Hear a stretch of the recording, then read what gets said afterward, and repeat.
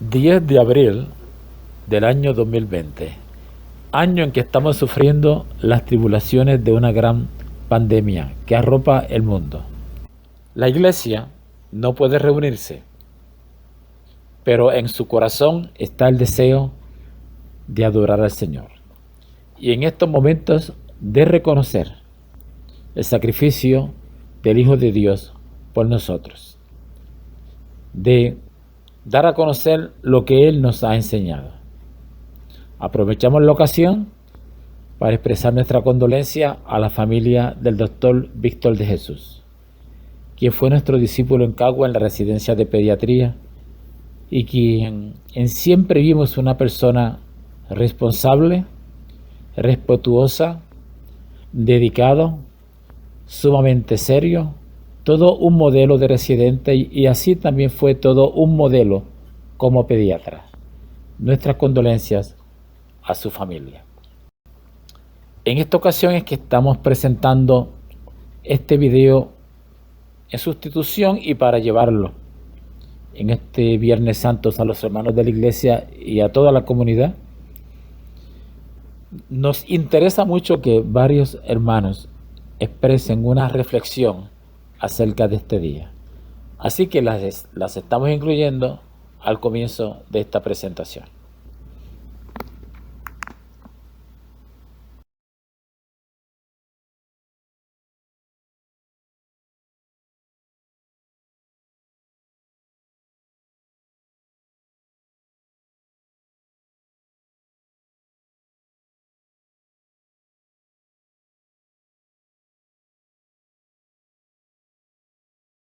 En este Viernes Santo, 10 de abril de 2020, utilizaremos varios pasajes bíblicos para una interpretación de lo que conmemoramos en este día.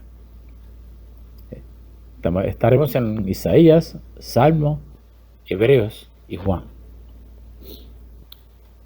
Meditamos como una comunidad de creyentes sobre el misterio de la pasión y muerte de nuestro Señor Jesucristo. Pidamos al Padre la luz de su Espíritu para adentrarnos convenientemente en el misterio de la pasión de su Hijo y para que obtengamos la gracia de amar sin medida como Jesús, donándonos a quienes nos necesitan en el diario vivir y sirviendo sin límites como Él mismo nos enseñó. Dejémonos iluminar por la palabra y vivamos este Viernes Santo de una forma diferente para que, sintiéndonos hermanos, nos esforcemos más en la construcción del reino por el cual Jesús entregó su vida. El texto de Isaías describe los sufrimientos que padece el siervo de Dios, quien es maltratado y perseguido como un malhechor sin justificación alguna. Se trata de alguien completamente comprometido con la causa del Señor.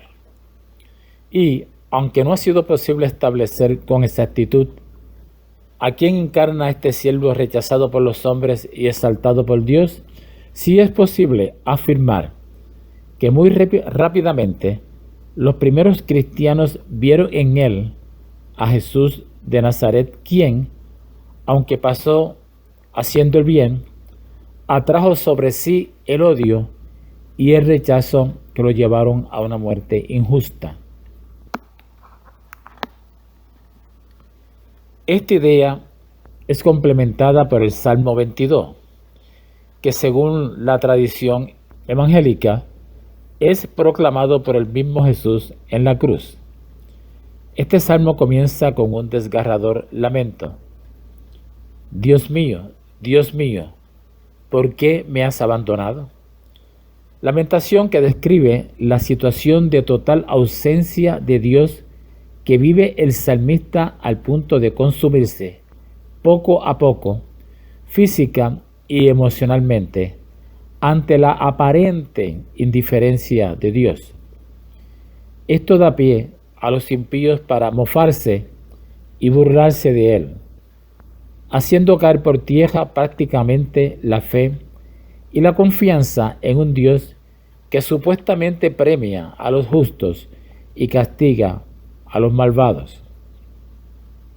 La tradición de las comunidades primitivas vieron también en el crucificado a aquel salmista acorralado y abandonado de Dios, y escucha de sus labios este impresionante lamento.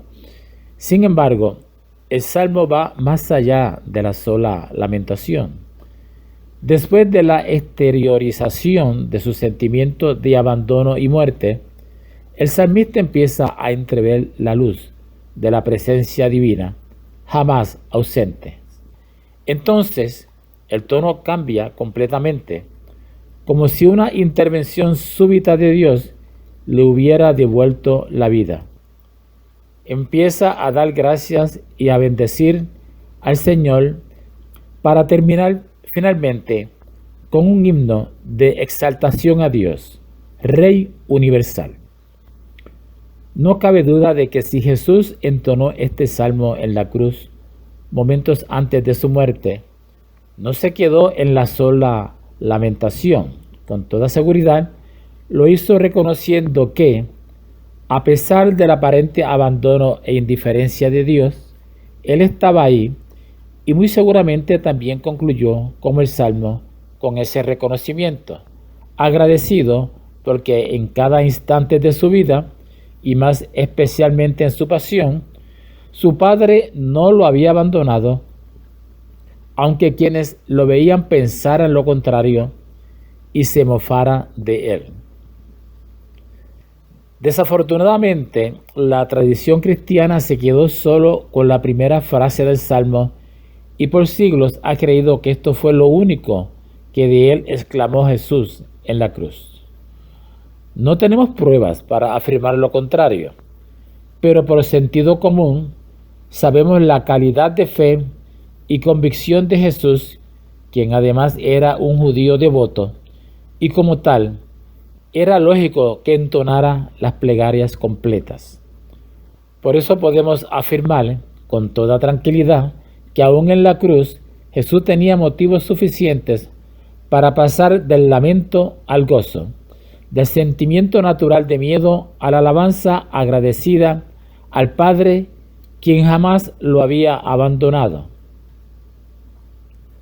También hoy nosotros somos testigos de la injusticia y dolor que padecen miles y miles de hermanos. Quizás nosotros mismos hemos sufrido o estamos sufriendo alguna clase de injusticia.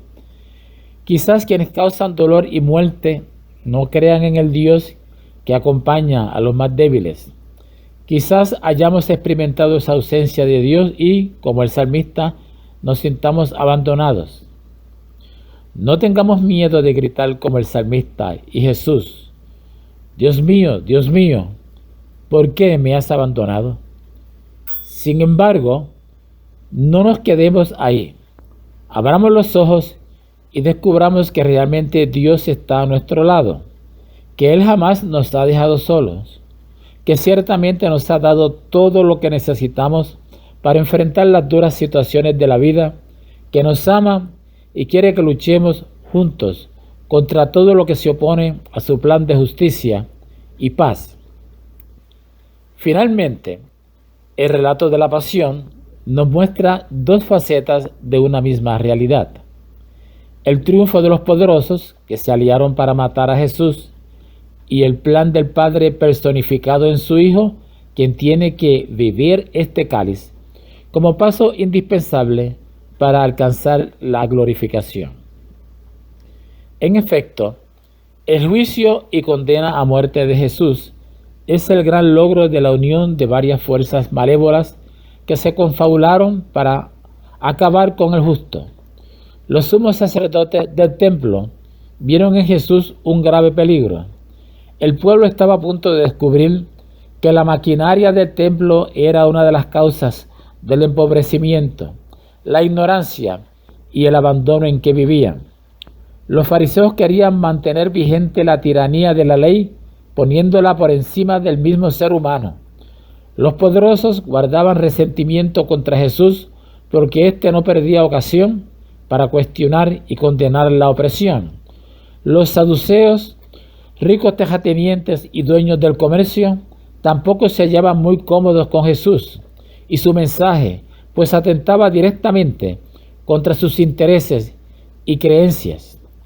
Los celotas, deseosos de zafarse del dominio extranjero, tal vez esperaban que Jesús interviniera más activamente a su favor.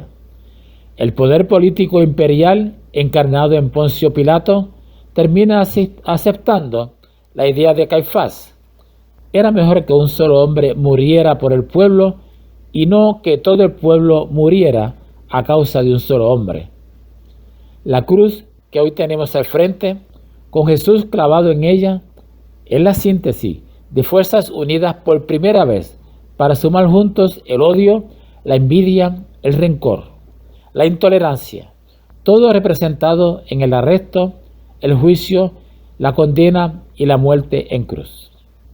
Pero también la cruz representa otra gran fuerza, la fuerza de la fidelidad al proyecto de justicia estipulado por Dios desde los inicios mismos de la creación, la fuerza de la entrega generosa, decidida y libre a la instauración del reino único y exclusivo de Dios, la fuerza de la convicción más profunda de que no le habían arrebatado la vida, sino que Él la entregaba libremente, la fuerza de un sueño, ver a todos unidos como Él y el Padre en un solo ideal, en una sola causa, la fraternidad y la igualdad.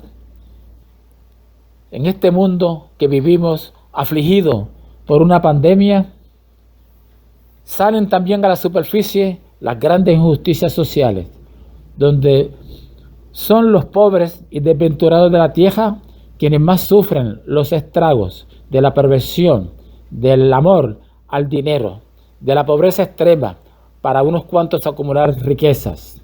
Jesús en la cruz es el gran desafío a nuestra vocación humana.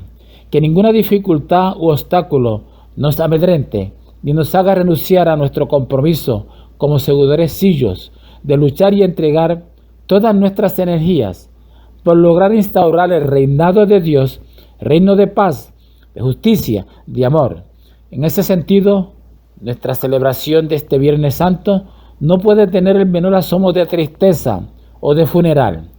Dejémonos invadir por el gozo de saber que Jesús ha vencido en la cruz a todos los enemigos del plan de Dios, que en la cruz quedó al descubierto hasta dónde es capaz de llegar el odio y el egoísmo, pero también es la fuente de donde brota la fortaleza y la esperanza para los que queremos y soñamos con un mundo cada vez mejor.